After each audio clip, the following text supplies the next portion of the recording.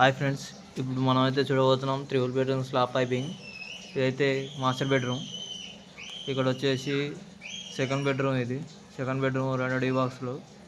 Master bedroom కూడా 2 D బాక్స్లు వేసుకొని డీ బాక్స్ నుంచి సర్క్యూట్ వేసుకుంటాం మేము. అంటే ఫ్యాన్ బాక్స్ వేసుకోకుండా డీ బాక్స్ నుంచి సర్క్యూట్ వేసుకుంటాం. ఇదైతే డైనింగ్. ఇక్కడ సింగిల్ డీ బాక్స్ ఏమో బాత్రూమ్. ఇదైతే కిచెన్ డైనింగ్ ఒకటే సర్క్యూట్ కలిపి మొత్తం ఒకటే తీసుకోవద్దాం. ఇదైతే మెయిన్ హాలు.